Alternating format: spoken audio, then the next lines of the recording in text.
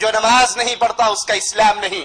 دین کے انکار کی بھی حدیث سن لی آپ نے, ایمان کے انکار کی بھی حدیث سن لی, اور سیدنا عمر کا قول فرماتے ہیں لا اسلام لمن لم يصلي, جو نماز نہیں پڑھتا اس کا اسلام بھی نہیں ہے, ایمان کا بھی انکار ہے, دین کا بھی انکار ہے, اور اسلام کا بھی انکار ہے. نماز پڑھ لو ٹھیک ہے, نہ پڑھو کوئی حرج نہیں, یہ فکر شیطان کی فکر ہے, رحمان کے ماننے والوں کی زندگی کا یہ طرز نہیں ہوا کرتا. عبادہ بن صامت فرماتے ہیں اوصانا رسول اللہ صلی اللہ علیہ وسلم, ہمیں اللہ کے رسول صلی اللہ علیہ وسلم نے وصیت کی چند باتوں کی, اور وہ باتیں کیا ہیں؟ لا تشرکوا باللہ شیئا, اللہ کے ساتھ شرک نہ کرنا, اللہ کے ساتھ شرک نہ کرنا. ولا تترکوا الصلاة عمدا, جان بوجھ کے نماز نہ چھوڑنا. دو مطلب ہے اس, جو اس جان بوجھ سے نکل جاتا ہے. کیا معنی؟ ایک شخص سو گیا اور نماز کا وقت گزر گیا, یہ سویا ہوا ہے, جب اٹھے گا وہی اس کی نماز کا وقت ہے, بشرطی کہ یہ روٹین, وہ فلم دیکھتا ہوا رات کو 2 بجے نہ سوئے, کہ روز فلم دیکھتا ہوا 2 بجے سوتا ہے تو اب روز 9 بجے اٹھ کے نماز پڑھے گا. اگر کبھی سویا رہ جائے تو جب اٹھے گا وہ اس کی نماز کا وقت ہے, اس نے جان بوجھ کے نہیں چھوڑی. دوسرا, انسان نماز پڑھنا بھول جائے, کسی ایسے مسئلے میں پریشان ہے, ذہنی طور پہ اسے یاد ہی نہیں رہا کہ میں نے عصر پڑھی ہے یا نہیں پڑھی, میں نے مغرب پڑھی ہے یا نہیں پڑھی, وہ بھول گیا. اب جب اسے یاد آ جائے یہ اس کی نماز کا وقت ہے. اس کے علاوہ جو کوئی شخص نماز چھوڑتا ہے اسے یاد بھی ہے, وہ جاگ بھی رہا ہے, اب کوئی عمل ایسے کام میں مشغول ہے کہ نماز کو ترک کر رہا ہے, وہ جان بوجھ کے نماز چھوڑ رہا ہے. اور نبی کیا فرماتے ہیں؟ فمن ترکها عمدا متعمدا فقد خرج من الملہ, جو جان بوجھ کے عمدن قصدن نماز کو ترک کرتا ہے وہ ملت اسلام سے خارج ہو جاتا ہے. جو جان بوجھ کے عمدن قصدن نماز کو ترک کرتا ہے وہ ملت اسلام سے خارج ہو جاتا ہے. سیدنا عمر سیدنا معاذ بن جبل کے پاس آتے ہیں, پوچھتے ہیں معاذ اس امت کو پاؤں پہ کھڑی کرنے والی کیا چیز ہے, کیا اس کی اساس ہے, کس بنیاد پہ یہ امت عزت پاتی ہے, کیا چیز ہے؟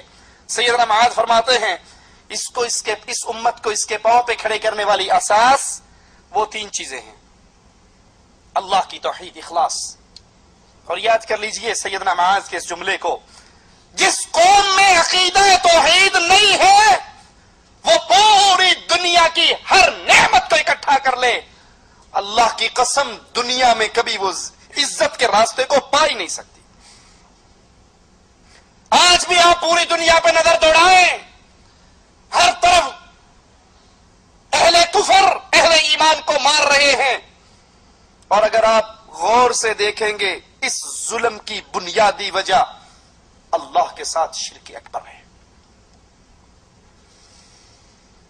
2-2 کلومیٹر کے بعد دربار ہیں, 1-1 کلومیٹر کے بعد دربار ہے, قبروں پہ طواف ہے, قبروں پہ سجدے ہیں, قبر والوں کو پکارا جا رہا ہے.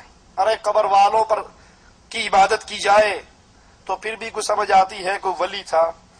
کمالیہ کے اندر پیر ابن شاہ کا دربار ہے جہاں لکڑی کے بنے ہوئے انسانی اعضاء پڑے ہیں, عضو تناسل پڑے ہیں, اور ان کی کرامات مشہور ہیں. ہمارے پاس CD ہے, جو دیکھنا چاہے ہم دکھا سکتے ہیں. اور اس کی کرامت مشہور ہے, جس عورت کو اولاد نہیں ہوتی لکڑی کا بنا ہوا یہ عضو تناسل وہ عورت لے اور استعمال کرے, اس کو اولاد ہونا شروع ہو جائے گی. لا حول ولا قوت الا باللہ. شرک اس طرح پھیل رہا ہے, اللہ سے یہ امت اس طرح دور ہوتی جا رہی ہے, ذلت کی دلدل میں نہیں گرے گی تو کیا ہوگا؟ الا الذین آمنوا, جو اللہ پر ایمان لے کے آئے, وَلَمْ يَلْبِسُوا إِيمَانَهُمْ بِظُلْمٍ أُولَئِكَ لَهُمُ الْأَمْنُ وَهُمْ مُهْتَدُونَ. ایمان لانے کے بعد اگر وہ شرک نہ کریں ان کے لیے امن بھی ہے اور ان کے لیے ہدایت بھی ہے. اور جو کلمہ پڑھنے کے بعد کہیں ننگوں کے سامنے سجدہ ریز, کہیں دھنکے شاہ کے سامنے سجدہ ریز, کہیں طوطے شاہ اور ایٹ شاہ کے سامنے سجدہ ریز, لاہور کے اندر آپ نے اکثر نے دیکھا ہوگا گھوڑے شاہ کا کتنا بڑا دربار ہے. ان کو عبادت کرنے کے لیے بندے دا پوتر لبیا نہیں کوڑے نو پجڑ لگ گئے. جب شرک اس طرح امت میں پھیل رہا ہو، اللہ کی قسم یہ امت کائنات کا ہر ہتھیار بنانا سیکھ جائے، سائنس کے اندر ترقی کرتے ہوئے چاند پہ ڈیرے ڈال دے، جو مرضی اعلان کر لے آج ہم نے یہ کر دیا اور آج ہم نے یہ کر دیا. جو رب کو نہیں پہچانتی وہ عزت پا سکتی؟ فرعون کے پاس کیا کچھ نہ تھا، قارون کے پاس کیا کچھ نہ تھا، اس کے باوجود ان کی زندگی ذلیل، ان کی موت ذلیل. ان کے پاس سب کچھ تھا، رب پر ایمان. اور آج اس امت کی اکثریت ان کے پاس سب کچھ ہے، رب کی توحید نہیں ہے. بڑے بڑے پڑھے لکھے لوگ ان قبروں کی عبادت کے جرم میں شریک ہیں.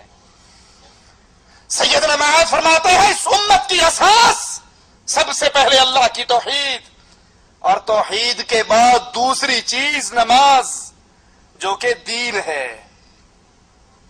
توحید، نماز، اطاعت جو کہ عصمت ہے، اللہ کی اطاعت، اس کے رسول کی اطاعت. امت میں اگر تین چیزیں باقی رہیں گی یہ امت کو کوئی ذلیل کر سکتا؟